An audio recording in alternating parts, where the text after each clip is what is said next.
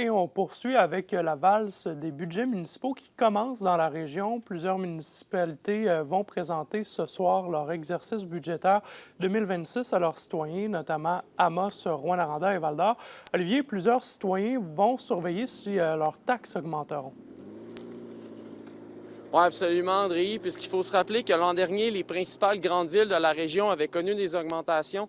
On parle d'un peu plus de 3 et c'est ici, du côté de Rouyn-Noranda, que l'augmentation avait été la plus forte, avec un peu plus de 5 Il y avait également les services qui avaient augmenté au cours de la dernière année.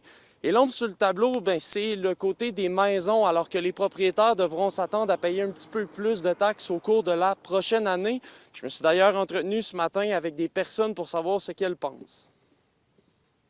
Oh, j'en ai aucune idée, mais ça devrait parce que tout augmente partout. Faut s'attendre à tout. Vous pensez que, donc pour vous, il n'y a pas vraiment de surprise? Non, pas vraiment, non. Je m'attends à tout. J'espère que non. Je m'attends à rien, mais j'espère que non. Ils sont déjà hautes pas mal, là. J'espère que non. Si je m'y attends, je pense que oui, par contre. Au moins, quand je me mêlerai pas de ça. C'est sûr qu'ils vont remonter, c'est comme le reste. L'inflation, tout le temps été là, fait que... Et Olivier, si les citoyens s'attendent à voir leurs taxes augmenter, ce sera en raison d'infrastructures qui coûtent de plus en plus cher aux villes.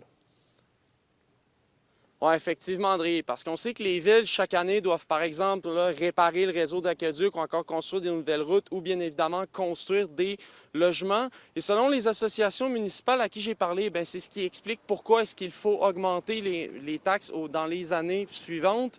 Et du côté de l'Union des municipalités, on a d'ailleurs tenté de demander au gouvernement des subventions. Je vous laisse les écouter.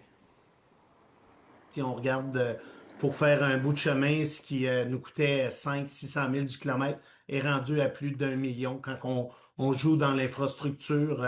Les subventions sur les routes qu'on avait en plus grand, le montant plus important dans le passé qui n'est plus là présentement. Puis même si on réussit à avoir les mêmes montants, on en fait beaucoup moins. Si ça coûte 2 fois plus cher, fait le même kilomètre, puis que le montant n'augmente pas, on en fait la moitié sur cette base-là. Ce qu'on a entendu du ministre des Infrastructures, c'est qu'il était partant à faire une rencontre rapide avec les intervenants au niveau des infrastructures. Donc, on parle les donneurs d'ouvrages, que ce soit le gouvernement du Québec, mais les municipalités aussi, avec les ingénieurs, les contracteurs. Donc, mettre tout le monde autour de la table, parce que oui, clairement, il y a des choses à améliorer, des réglementations, des normes que vous avez vues. On a justement fait une grosse sortie en fin de semaine sur les normes qui sont imposées aux municipalités. Mais il y a peut-être des municipalités aussi qui a des choses qui pourraient être améliorées, des choses mieux faites. Pour ce qui est des autres municipalités, on devrait connaître leur budget au cours des prochaines semaines, donc il faudra voir après les fêtes pour voir ce qu'il y en est. Merci beaucoup, Olivier.